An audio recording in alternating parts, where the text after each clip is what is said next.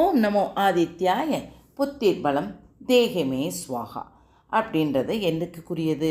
சூரிய பகவானுக்குரியது. எதற்காக சூரிய பகவானை பற்றி சொல்கிறேன்?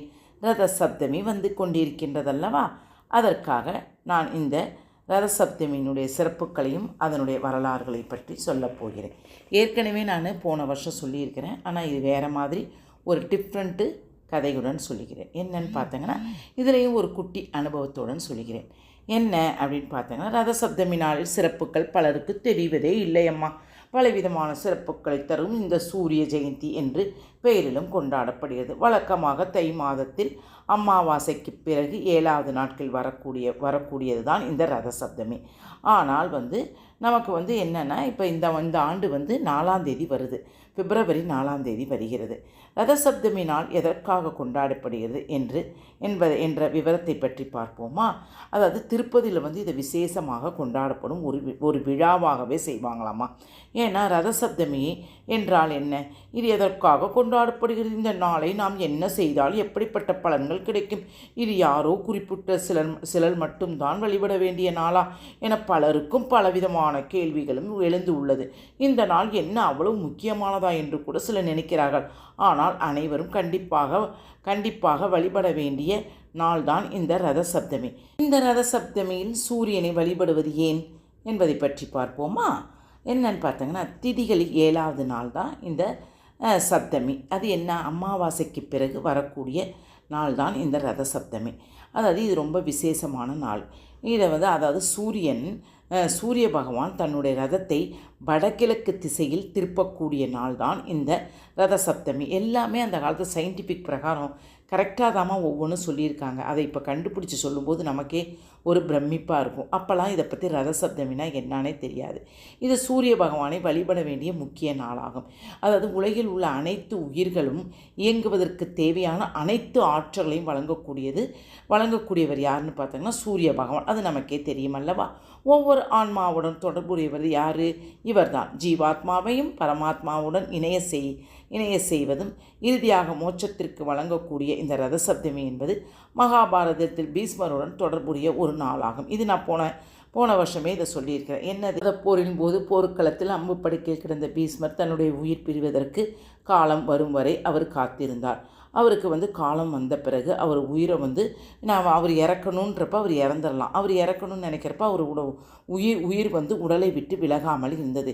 இதற்கு காரணம் புரியாமல் தவித்த பீஷ்மருக்கு விளக்குவதற்காக கிருஷ்ணர் அருளால் வியாசர் அங்கு வருகிறார். அவர் தான் ரத சப்தமியில் வழிபாடு பற்றியும் பீஷ்மருக்கு விளக்குகிறார். அதாவது வியாசர் சொன்னபடி பீஷ்மரும் இந்த உடல் அதிகமான பாவங்களை சுமந்து கொண்டிருப்பதால் உயிர் பிரியாமல் உள்ளது. அதனால் என்னுடைய பாவங்கள் அனைத்தும் எரிந்து இந்த உயிர் உடலை விட்டு நீங்கும் வகையில் அதிகமான வெப்பத்தை என் மீது பாய்ச்சி அருள வேண்டும் என வேண்டிக் கொண்டார். அதற்கு பிறகு அவருடைய உயிர் பிரிந்ததாக புராணங்கள் சொல்லப்படுகிறது. இந்த ரத சப்தமியினுடைய அதனால் இவருக்கு என்னன்னு பார்த்தீங்கன்னா, பீஷ்மருக்கு தர்ப்பணம் இந்த காரியம்னா செய்வதற்கு பிள்ளைகள் இல்லாதனால என்ன செய்கிறதுன்ட்டு அவர் பீஷ்மர் கஷ்டப்படுவார்மா.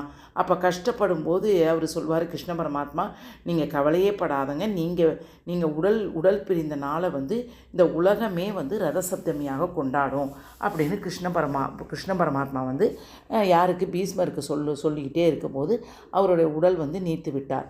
அதனால தான் இதை நம்ம எல்லோரும் கொண்டாடுறாங்க. அதனால தான் சொல்லுவாங்க, பிள்ளைகள் இல்லாதவங்க அந்த தர்ப்பணம் அதெல்லாம் கொடுக்க முடியல அப்படின்ட்டு இருக்கிறப்பெல்லாம் கடவுள் ஏதோ ஒரு விதத்தில் அவங்களுக்கு வழிகாட்டுவார்ன்றது சொல்லப்படுகிறது.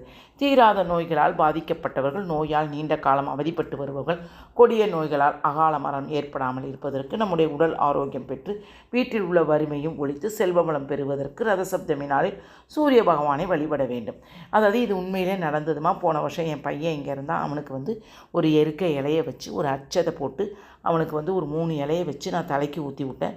அவன் இந்த தடவை எனக்கு எவ்வளவோ உடல்நலம் பரவாயில்லம்மா, ஏதோ ஒரு விதத்தில் கொஞ்சம் கஷ்டப்பட்டுக்கிட்டே இருப்பான், அதில் இப்போ பரவாயில்ல நல்லா இருக்கேன் அப்படின்னு சொல்லும்போது எனக்கு அவ்வளோ சந்தோஷம். அதனால் ரத சப்தமி நாளில் நம்ம காலையில் எழுந்து நம்ம ஆண்களாக இருந்தால் ஒரு இலையை வச்சு கொஞ்சோண்டு அச்சதை வச்சு ஒரு சொம்பு தலையில் ஊற்றிட்டு அப்படியே குளிக்க வேண்டியதான். பெண்களாக இருந்தால் மஞ்சத்தூளை வச்சு எருக்கையில் வச்சு குடித்து சூரிய பகவானுக்குரிய மந்திரங்களை சொல்லிக்கொண்டே இதை வந்து இந்த நம்ம குளிச்சுட்டு வந்துட்டு அதுக்கப்புறம் வந்து நம்ம சூரியன் உதயத்திற்கு பிறகு வந்து என்ன செய்யணும், கொஞ்சோண்டு பொங்கல் வச்சு ஒரு ஏதோ ஒரு அவருக்கு பிடிச்ச ஏதோ ஒரு உணவை வச்சு அவருக்கு மனதார நினைத்து நம்மளோட உடலில் என்னென்ன நோய்கள் எல்லாம் உள்ளதோ அவை அனைத்தும் நீங்கி ஆரோக்கியம் கிடைக்க வேண்டும் என எண்ணிக்கொண்டு கிழக்கு நோக்கி நின்று நாம் சூரிய பகவானை வழிபட வேண்டும். இப்படி வந்து வழிபட்டால் நம் உடலுக்கும் மனதிற்கும் நிறைய ஆரோக்கியத்தை அள்ளி கொடுப்பார் நம் சூரிய பகவான். முடிந்தவர்கள் ஆதித்ய ஹிருதயம் படிங்க, தெரியாதவர்கள் ஓம் சூர்யாய போற்றி ஓம் சூர்யாய போற்றி அப்படின்னு 108 தடவை சொல்லுங்கள். எதுவுமே தப்பு இல்லைம்மா. ஓகே, அதனால் நான் வந்து சூரிய காயத்ரி மந்திரமும் அப்போ வந்து வேறு குட்டி குட்டி மந்திரமும் நான் உங்களுக்கு இதில் அனுப்புகிறேன். ஓகேவா? இது ரொம்பவே விசேஷமானதம்மா. அனைவரும் செய்து பலனடையுமாறு வேண்டிக் கொள்கிறேன். நானும் இதில் வந்து ஒவ்வொரு வருஷமும் இதை வந்து பலனடைஞ்சு நான் நிறைய பலனடைஞ்சு இருக்கிறேன். அதனால தான் உங்களுக்கு சொல்கிறேன்.